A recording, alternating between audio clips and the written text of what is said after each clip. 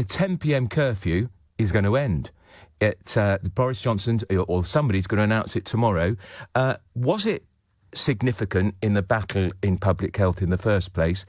And should it be going? Dr. Katherine Henderson is president of the Royal College of Emergency Medicine.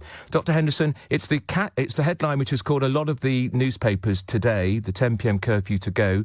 A lot of people think it caused more problems than it solved.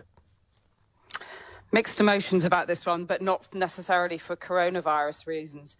We saw a decrease in attendances in emergency departments with alcohol-related problems when the curfew came in. We saw them beginning to creep up again, and obviously it reduces when we had full lockdown.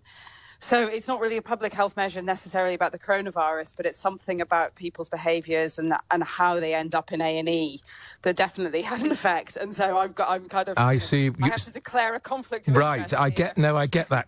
And Dr. Henderson, were they turning up because they'd fallen over and hurt themselves because they were drunk or because they were so drunk they needed to be pumped or something? Have their stomach sorted?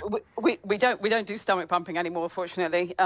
But it's a combination. It's a combination of people getting into situations that they wouldn't normally be in, and getting into arguments and fights. People, falling off high shoes or downstairs on the way home. People are so drunk that they simply cannot get themselves home, and no taxi driver is going to touch them because they're vomiting.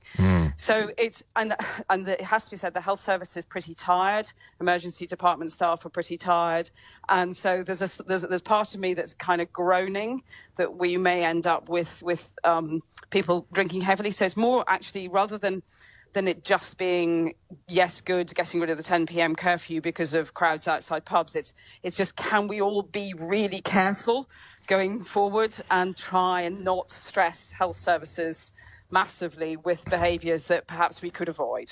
I see where you're coming from. Dr. Henderson, thank you so much. That's Dr. Katherine Henderson, president of the Royal College of Emergency Medicine.